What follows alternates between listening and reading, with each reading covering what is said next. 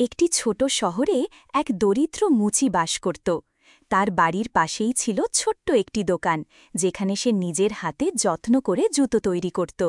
এই কাজই ছিল তার একমাত্র আয়ের উৎস, এবং সেই সামান্য টাকায় চলত তার পরিবার।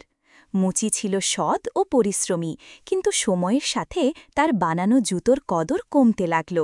মানুষ ব্র্যান্ড, চকমকে দোকান আর দামি বিজ্ঞাপনের পেছনে ছুটল। তার জুতো বিক্রি না হওয়ায় তাকে অত্যন্ত কম দামে জুতো বেচতে হতো।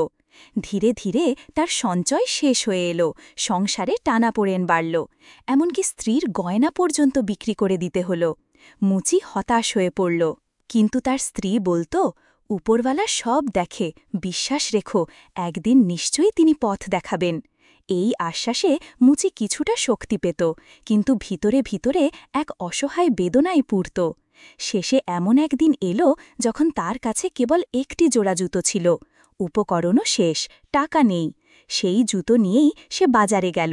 অনেক কষ্টে সেটি বিক্রি করে বাড়ি ফেরার পথে সে এক ক্ষুধার্ত বৃদ্ধাকে দেখে কিছু টাকা তার হাতে তুলে দিল।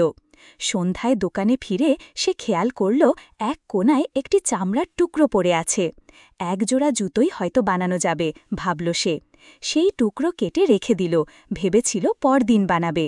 কিন্তু সকালে দোকানে এসে চমকে উঠল, যেখানে সে চামড়া কেটে রেখেছিল সেখানে একজোড়া দারুণ সুন্দর জুতো তৈরি হয়ে রয়েছে। এত নিখুঁত কারুকাজ, এত ভালো ফিনিশিং, সে অবাক হয়ে গেল। সে সেই জুতো বিক্রি করে কিছু দরিদ্রকে সাহায্য করল, বাকিটা দিয়ে উপকরণ কিনে আনল। পরদিন সে আরও চামড়া কেটে রেখে দিল, আবার সকালে তৈরি জুতো পেল।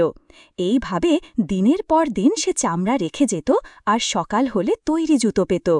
তার অবস্থা ধীরে ধীরে উন্নতি হতে লাগল। এক রাতে তারা ঠিক করল, দেখবে কে এই সাহায্য করছে। তারা দোকানে লুকিয়ে রইল। রাত গভীর হলে 3টি ছোট আকারের বামন দোকানে প্রবেশ করল। তারা হাসতে হাসতে জুতো তৈরি করতে লাগল। কাজ শেষে তারা চুপি চুপি চলে গেল। পরদিন সকালে মুচির স্ত্রী বলল, তারা তো খুব সাধারণ পোশাক পরে, আমরা কি তাদের জন্য কিছু দিতে পারি না? মুচি বলল, তুমি জামা বানাও, আমি জুতো। তারা পরদিন সেই উপহার দোকানে সাজিয়ে রাখল, কিন্তু চামড়া রাখল না। রাতে বামনরা এসে উপহার দেখে আনন্দে আত্মহারা হয়ে নাচতে লাগল। তারপর তারা চলে গেল, আর কখনো তারা ফিরে এলো না। কিন্তু এখন আর মুচি অসহায় না, তার হাতের কাজ নিখুঁত হয়ে উঠেছে। সে জানে কিভাবে ভালো জুতো বানাতে হয়, মানুষ কি পছন্দ করে। নিজের দক্ষতায় সে আবার ঘুরে দাঁড়াল। ধীরে ধীরে হয়ে উঠল শহরের অন্যতম সফল মুচি।